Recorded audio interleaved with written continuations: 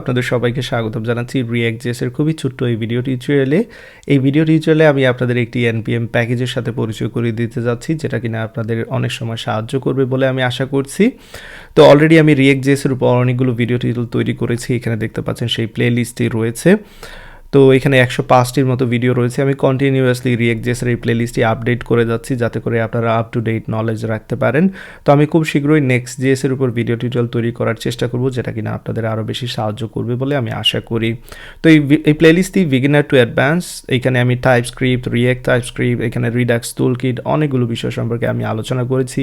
তারপর রিয়েক্টের যে হুকসগুলো রয়েছে, একেবারে use state, use effect, use context, use reducer, অনেকগুলো বিষয় সম্পর্কে ধারণা দিয়েছি। আশা করি যারা প্লেলিস্টটি কমপ্লিট করবেন, রিয়াক্ট সম্পর্কে খুব ভালোভাবে আপনারা সব কিছু আয়ত্ত করে নিতে পারবেন বলে আশা করছি।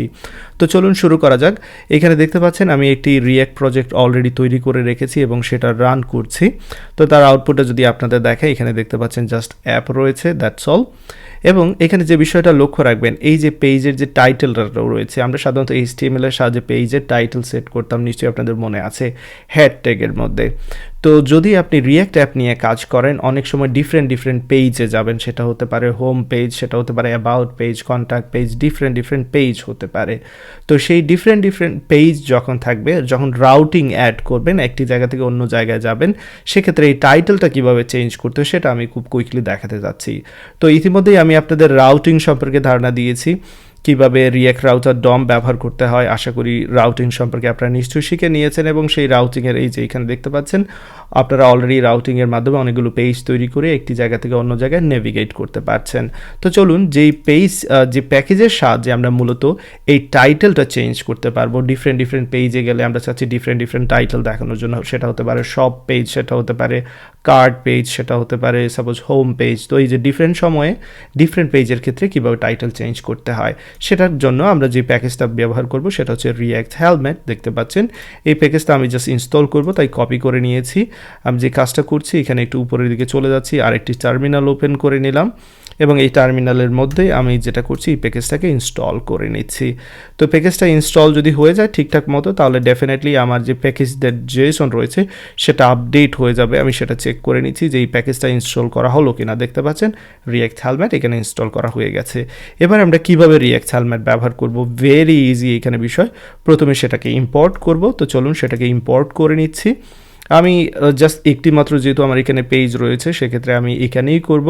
বাট আপনারা ডিফারেন্ট পেজ হলে যে কাজটা করবেন, জাস্ট এটাকে ইম্পোর্ট করবেন অ্যান্ড দেন যে জায়গায় টাইটেল চেঞ্জ করতে যাচ্ছেন সেই জায়গায় জাস্ট এই হেলমেট কম্পোনেন্টটাকে ব্যবহার করতে পারবেন।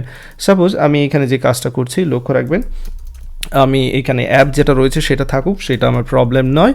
আমি জাস্ট যে কাজটা করতে যাচ্ছি এই মুহূর্তে, আপনারা নিশ্চয়ই খেয়াল করেছেন এখানে টাইটেল হচ্ছে বিট প্লাস রিয়াক্ট, এটা আমি চেঞ্জ করতে যাচ্ছি। তো সেই জন্য আমি এখানে যে হেলমেট যেটা আমি ইনস্টল করেছি সেই হেলমেটটাকে ব্যবহার করতে পারবো এবং এখানে আমরা হ্যাড ট্যাগের মাধ্যমে যে কাজগুলো করতাম সেই কাজগুলো কিন্তু এখানে করতে পারবো। সুতরাং টাইটেল ডেফিনেটলি আমরা হ্যাড ট্যাগের মধ্যে ব্যবহার করেছি, সেই টাইটেল এখানে ব্যবহার করতে পারবো। সো এখানে আমি বলে দিচ্ছি সাপোজ হোম পেজ, এটা সেভ করে নিচ্ছি। এবার চলুন দেখে নেই, এই যে দেখতে পাচ্ছেন এখানে কিন্তু টাইটেল সাথে চেঞ্জ হয়ে গিয়েছে। তো আশা করি রিয়াক্ট হেলমেটের মাধ্যমে কিভাবে টাইটেল চেঞ্জ করতে হয় সেই বিষয়টা বুঝতে পেরেছেন। এবার যদি আপনার ডিফারেন্ট পেজ থাকে, জাস্ট যে কাজটা করতে পারেন, হয়তো বা একটা কম্পোনেন্ট তৈরি করে নিতে পারেন এবং সেই কম্পোনেন্টে আপনি পেজের যেই টেক্সটগুলো রয়েছে, টাইটেলের টেক্সটগুলো সেন্ড করে দিতে পারেন। সাপোজ আমি এখানে যদি ভেরি কুইকলি একটা কাজ করি, এখানে আমি একটি কম্পোনেন্ট তৈরি করে নিই, কম্পোনেন্টস ফোল্ডার যদি তৈরি করে নিই এবং কম্পোনেন্টস ফোল্ডারের মাধ্যমে আমি যেটা করি, এখানে একটি কম্পোনেন্ট তৈরি করে নিচ্ছি, পেজ টাইটেল .jsx। আমি একটি পেজ, এখানে আমি একটি কম্পোনেন্ট তৈরি করে নিলাম। এবার এখানে RFC-র মাধ্যমে সেটাকে আমি ডেফিনেটলি পেজটা তৈরি করতে যাচ্ছি। আনফর্চুনেটলি RFC এখানে কাজ করেনি, কোনো সমস্যা নেই, আসলে আমার স্নিপেটে আমি একটু চেঞ্জ করেছিলাম।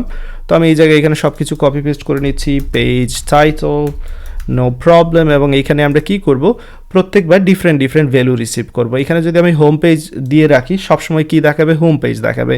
বাট এখানে আমি ভ্যালুটাকে কি করতে যাচ্ছি, ডায়নামিক করতে যাচ্ছি। সেক্ষেত্রে আমরা প্রপসের মাধ্যমে সেটাকে রিসিভ করতে পারবো এবং সেই রিসিভ যেটা করব সেটা এখানে আমি দেখাতে পারি। তো চাইলে আমি এখানে প্রপসকে ডিস্ট্রাকচারিংও করতে পারি। এখানে জাস্ট টাইটেল দিয়ে দিচ্ছি এবং এখানে টাইটেল দিয়ে দিচ্ছি। এবার এটাকে আমি বাহির থেকে কল দিব, যে কোনো জায়গা থেকে কল দিয়ে জাস্ট আমি কি করব, টাইটেলটা সেন্ড করব এবং সে কি করবে, সেই টাইটেলটাকে শো করবে। তো চলুন সেটা আমরা টেস্ট করে নিই।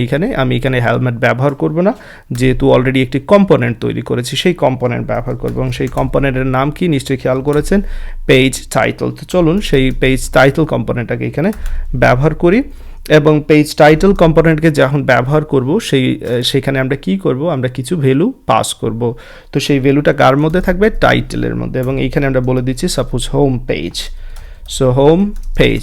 এবার এই হোম পেজ যে টাইটেলটা রয়েছে সেটা কোথায় চলে যাবে, এই পেজ টাইটেলের মধ্যে চলে যাবে। তো পেজ টাইটেলে আসার পর সেটাকে কি করছি আমরা, এখানে আমরা হেলমেটের মাধ্যমে সেটাকে ডিসপ্লে করছি। আমি চাইলে এখানে আসলে ডিপের কোনো দরকার নেই, ডিপটা সরিয়ে নিতে পারি। এখানে আসলে এগুলো রাখার কোনো ইচ্ছা ছিল না, সো আমি এই মুহূর্তে জাস্ট খেয়াল করলাম, এগুলোকে আমি এখান থেকে সরিয়ে নিলাম। তো সব কিছু ঠিকঠাক থাকলে ডেফিনেটলি এটা কাজ করার কথা, বাট পেজ টাইটেলটা এখানে আমরা ইম্পোর্ট করিনি। তো এখানে যেহেতু হেলমেট ব্যবহার করিনি, হেলমেটটা সরিয়ে নিচ্ছি। এবার চলুন পেজ টাইটেলটাকে আমি এখানে ইম্পোর্ট করে নেই। সো পেজ টাইটেল ফ্রম, কোথা থেকে সেটাকে আমি ইম্পোর্ট করতে যাচ্ছি, সেটা আমি ইম্পোর্ট করতে যাচ্ছি কম্পোনেন্টস ফোল্ডার থেকে, components page title, that's all. এবং সব কিছু ঠিকঠাক থাকলে এক্স্যাক্টলি সেম দেখতে পাচ্ছেন, হোম পেজ দেখাচ্ছে। এবার যদি আমি অন্য একটা পেজে কাজ করছি, ধরা যাক আমি এখানে সব পেজে কাজ করছি, সো সেক্ষেত্রে আমি জাস্ট এখানে সব বলে দিতে পারি এবং সাথে সাথে এখানে দেখতে পাচ্ছেন সেই ভ্যালুটা কিন্তু চেঞ্জ করা হয়ে গেছে।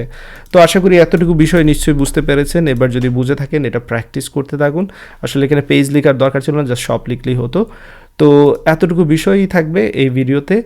আশা করি এটা আপনাদের অনেক কাজে লাগবে যখনই আপনার বড় প্রজেক্ট তৈরি করবেন। ছোট ছোট বিষয়গুলো কিন্তু অনেক সুন্দর করে ফেলে আপনার ওয়েবসাইটটাকে। সবাই ভালো থাকুন, সুস্থ থাকুন, আল্লাহ হাফিজ।